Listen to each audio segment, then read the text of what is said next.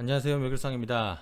오늘은 호주에서도 기쁜 소식을 듣게 되어서 현지 언론 그리고 반응을 좀 알려드리기 위해서 영상을 준비해봤습니다. 일단 오스카 시상식이 있었어요. 호주에서는 아카데미란 단어보다는 보시다시피 오스카 2020 라이브로 해서 언론 매체에서도 많이 다뤘는데, 호주에서는 아카데미 어워드란 말보다는 오스카 어워드라고 더 많이 알고 있습니다.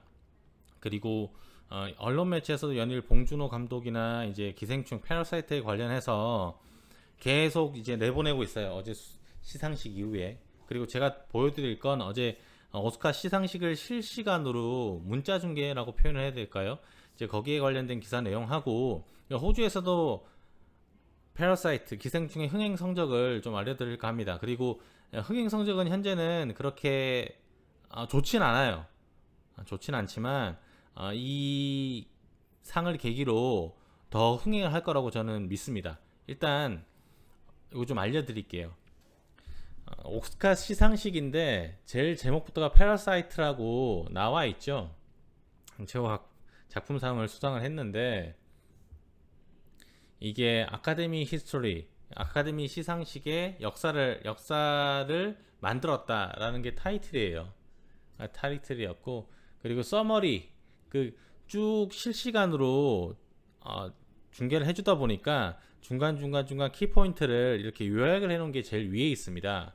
근데 제일 첫 번째 제목에서도 패러사이트, 봉준호 감독의 기생충이 명기가 돼 있는 걸 볼 수가 있어요.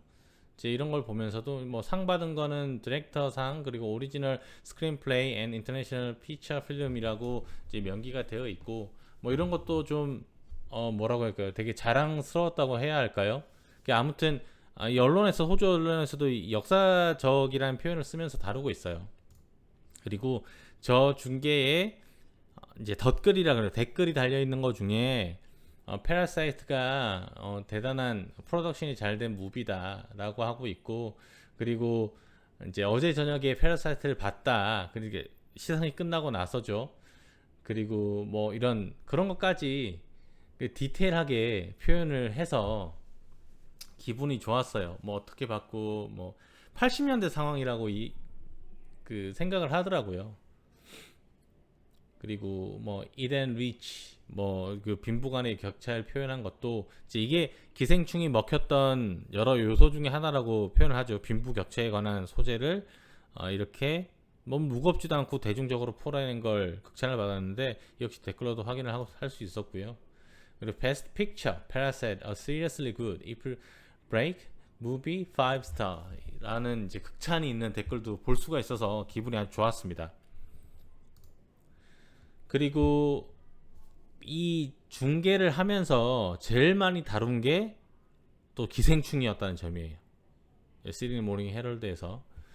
그래서 수상 소감이나 뭐 이런 것들을 쭉 적어놨고, 그리고 뭐 오스카 상에서의 그 역할이라든지 그리고 차지하는 비중에 관해서 제법 상세하게 다뤄서 전 기분이 좋았습니다.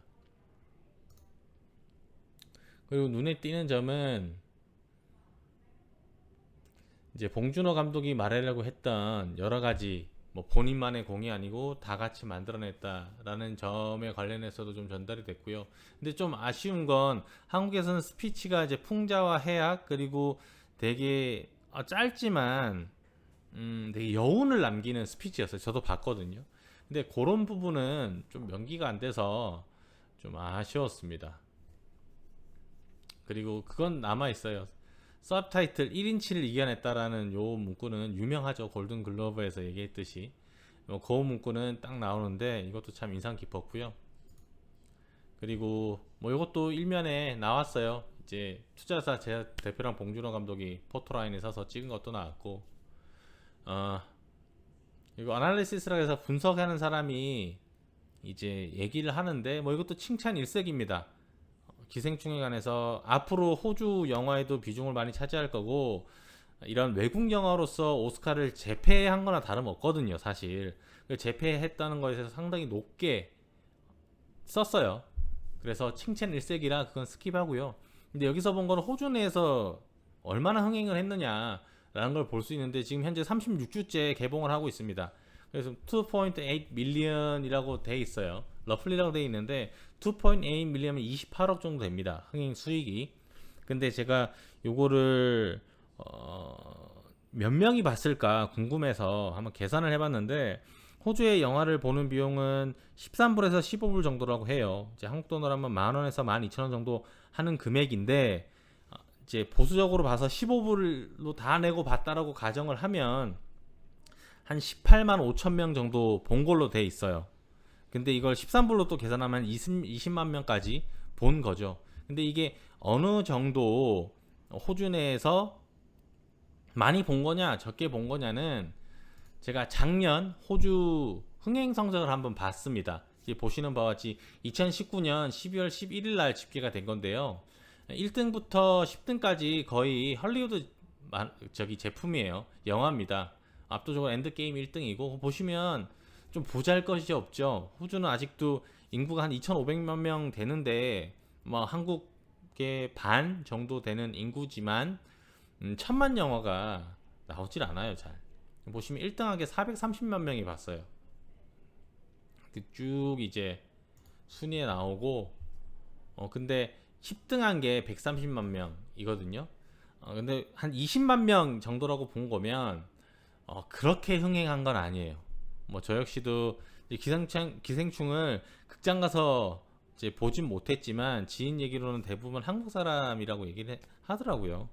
근데 호주에서도 꾸준히 한국 영화가 소개되고 있고 그게 흥행 성적이고 예전에는 1,000만 영화 많이 와서 배급이 됐는데 지금은 꽤 많이 그래도 한국에서 매달 한 편씩 정도는 와서 개봉을 하는 것 같아요. 그래서 가보면 반응은 솔직한 말로 99%가 한국 사람이고요. 1%가 이제 외국 사람이라고 보는데 이걸 계기로 오스카상을 계기로 호주에서도 되게 많이 더 관객 수가 늘 거라고 저는 믿습니다. 그리고 현재 또 개봉을 하고 있어요. 그리고 보시다시피 처음엔 어워드에 여기 위너라고 딱 찍혀서 있는 거 보고 기분이 좋았습니다. 이제 오늘 영상은 여기까지고요. 재밌게 보셨다면 구독, 좋아요, 알림 설정 부탁드리겠습니다. 감사합니다.